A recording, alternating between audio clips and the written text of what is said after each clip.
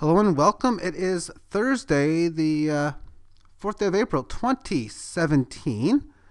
My name is Derek and welcome. Let's talk a little bit about XBY, extra bytes, traded on the CSEX exchange, C/CEX. That's the page I am on now. You could also find this on the Yobit exchange as well, amongst at least one other. And it's had an interesting move today. Beautiful move for myself, as a profitable one to say the least. For you can see this final period, how it came down to a low of 102, which is where I was buying. I put a decent amount of buy orders in at 102, 103, and again at 104, because I felt that was the best spot to buy based on my research, because, well, one, it was in the sideways range. If it's going to go down, it's got to go down somewhere. It's not going to go down like 10 points. And one thing to do is look at the market orders. There was some decent buys in at 100 and 101, and they never got executed, which is kind of surprising, but kind of rewarding that it didn't go to 112 or 115 even, because I think I bought 112 as well. So I got some good buys. I see the heavier volume. And this thing looks like it's probably ready to take off again. But at least for myself, I can give myself some upside levels. And if anyone else is in it, I'll share with you as well some of the numbers. And we'll bring up my fib calculator. And the high was 250. And then it went down to 102. 435 is one level I can look at. And then you could say, well, you know what? That's because if it's a flash move, a cattail move, you kind of should go 125, because quite frankly, Yobit, they never had this move happen. It's only happened on this exchange because there was one account on this exchange who pushed the sell button all the way down to 101. Costing and volume, let's just check out the volume on here. That would be, wow, 15 Bitcoins worth. Wow. Anyway, so heavy volume comes in on the sale and the market is rebounding its range. Very, very bullish, I would say. But using the Fibonacci again to this 125 low as an alternate one, because even though it was real for people who bought in that level, it's almost a counterfeit number at 100. Which gives me a price objective up towards 384. And you can pierce it probably close to 400. 399 might be an interesting spot to sell. One thing you're going to want to do is take a look at order books, and looking that far ahead on this site isn't the easiest at sometimes. Within this order book in here, we have situations with, okay, let's look down. Now, anything yellow means that's where I'm selling. So I got a seller at 178, nothing big, just I'll talk about my buying and selling after the conclusion of this. Another seller at 186. And I'm going to have to look over it. See, it's behind a half of one. I might move it up to 188. This one here, I'm probably going to delete. And then as it's moving down, I got a seller at 248. See, this is it. 1.62 here and 2.7. So I'm going to probably move that sell, one, even both of them maybe, to 248, because that's a better level, maybe even 247 even too. But I can only see down to 263. So it doesn't give me too much. Now, as far as when you're looking for buy orders, well, you got a decent size amount at 146, so you can buy at 147. You look further lower, where can you get some more? You got a decent amount at 130 and 131. And I got 132, so geez, I wonder why I placed it there. Yes, it's because of the wall block. going further lower. Just in case. I mean, this is that wall block that occurred before. The 100's been taken off because that was pretty big yesterday. And then 101 was about that yesterday. It was like 0.4 and like 1 point or 2 point something at 100. That's what I seen yesterday. And then those are the numbers. Of course, these levels, unlikely they'd ever come down here, but it's an interesting game to say the least. Now we shorten this chart out a little bit.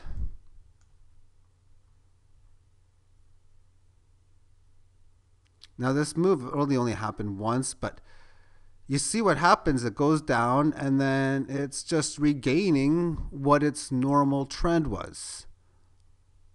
So technically nothing really changes other than the fact, A, did you buy lower? If so, awesome. B, you have the knowledge of knowing this event took place. There was somebody large who wanted to get out. Do they know something? Is there something bad on the horizon? Well, there hasn't been follow through of selling, because this support level in here at around 138, even up to 144, well, if this is a real sell move, I'm going to expect that Fibonacci maybe go down to 128, 130, then back to 144 as resistance, but that pattern isn't playing out either.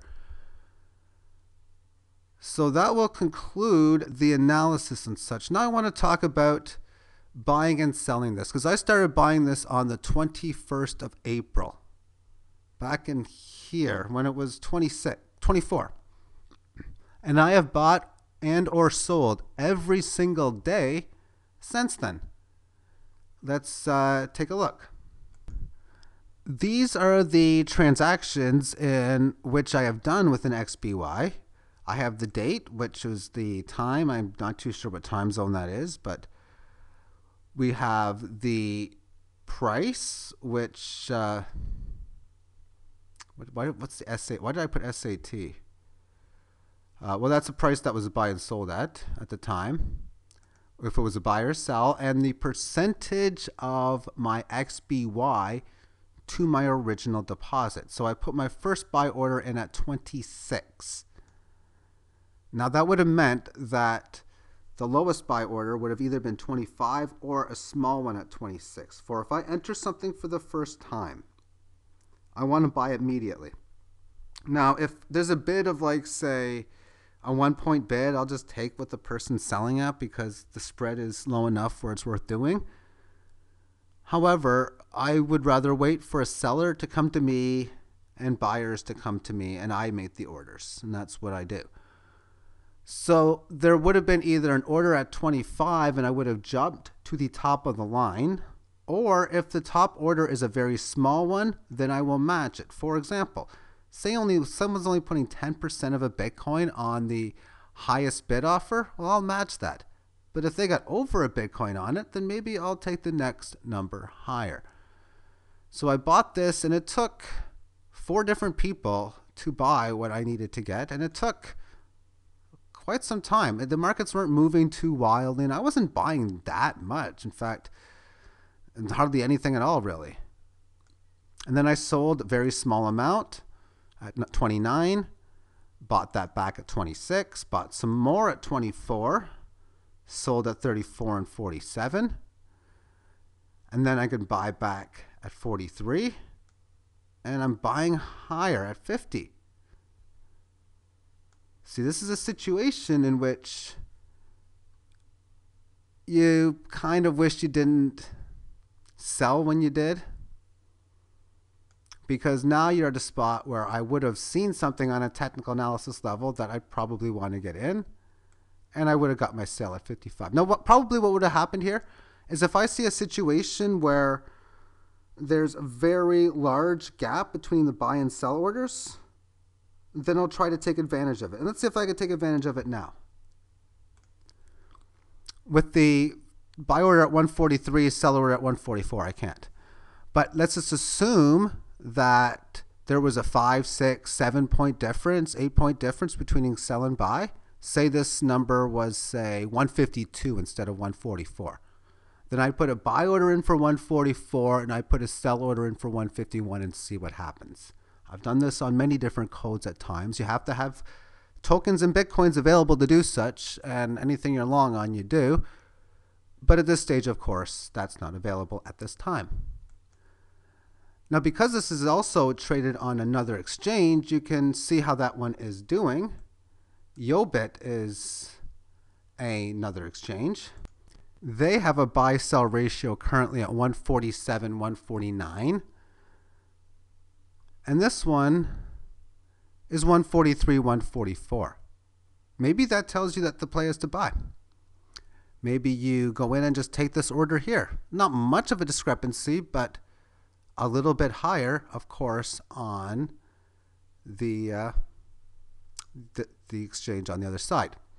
So continuing back with the spreadsheet, the consistent play with any market that I go with is once I get a buy order, I place a sell order. Once I get a sell order, I place a buy order. And there'll be times where I'll adjust them up and down at different places when needed. But sell 55, buy 43, sell 49, buy 50, sell 50. This, I don't know if this was a mistake of some sort, but I made one this morning. I'll show that. Then the markets go down, buy 41, 35, 28. Sweet, I got no tokens. And then they start going up, 36, 43, 47, profit, down to 38, buy, back up, 43, 49, 54, 58, I buy or sell, buy back at 53, and then it's up again, 58, 75, 89, 89, 99. And meanwhile, the value of my XBY is barely going up because the price is going up, but I have less tokens because I'm selling. I buy at 83, buy again at 66, and then I sell them back at 76 and 86. Buy them back here. And then the selling gets fun. 76, 81, 99, 142, 149, 199. I even missed on a 249. And I literally took it away. Went to bed and woke up. Oh, went to 250. Yay. No. You know what? You don't get them all right. You don't get them all right. I did pull a 249 on the 250 high, though. And I also pulled a 21 buy on a 20 bottom earlier, too. So I've had two not so happy pulls of orders. But you know what? That happens in the game. See, in a situation where you sell a whole bunch, you almost become desperate to buy back. Or actually, I bought and sold the easy. That was an obvious scalp play, I guess. When you're selling 199, buying 182, and selling back at 199, that's nothing more than a scalp. What's the time frame? Well, most of the day. But you can even see here, I sell at 1237, and I buy it back 23 minutes later, 17 basis points cheaper. Hey, I'll take that. And then May the 1st, 181, I buy all the way down to 125. Do nothing but buying in this time frame. But the market's going to go back higher. Oh, it does. 139, 169 on the 2nd and 3rd of May. Buy back at 162. Not much of a discount, but I obviously sold it back. Well, look, this is a scalp. Look at the time frame. If I'm buying 162 at 2138 and I'm selling 173 at 2149, it's a scalp. And I bet most likely it was one of those gap things, I bet, where I did get both of them, where I'm like, oh, really? Lowest ask is 174, highest bid 161. Oh, I think, or maybe the highest bid's 167, but there's easy to get 162, and then I'll take both of them. And I've done that with many different codes, many different times. And then we have this morning. Well, this is last night. I buy at 157 before going to bed. And then this morning. This all happened at 06:48, and I pushed the wrong button here. I'll talk about this one later, well, soon. But I buy 102, 103, 104, and a bit at 119 and 126, all at one moment. And then I was there to see it happening, so I wanted to sell a little bit. I wanted to sell at 158. But then I pushed the wrong button. I don't think I didn't push market order. I pushed some sort of. This happens so often where you accidentally get the market order when you're trying to get it. I mean, I still profited on it, but I mean, you don't feel good about it. And I sold at 158, and nothing's happened since. Because as I continue to look at this order book, I have it down to 132. Now the question is that too low? Well, it only takes 47% of a Bitcoin to get it down to 133. So it's not that bad of a buy as it is. However, if you want a better chance of getting in, I mean, there's a small congestion here. You could attempt 138, and even on an immediate level, you could stick a 142 in, which, do I do that? Probably not. But that's one place where you could put in, if you wanted to buy immediately, that's probably where I would go right now, other than buying this 149 right now. But yeah, I think that's about it. Actually, I want to talk about Capricorn while I'm at it. I talked about it a few days ago. This is on Bittrex, and it's having a nice little move here on the 1 hour time frame. Switching it up to the daily chart. What do I know about pattern recognition here? What I know is that it's breaking up. And I talked about a level close to double this number, a little under now, under 60,000 Satoshi as the next key resistance level. Where am I selling next? I'm selling at 33. 33. Very, very, very easy. Actually, it took a while for me to find it, and it shouldn't have, but see where it goes from 29.4 down to 25.2. Well,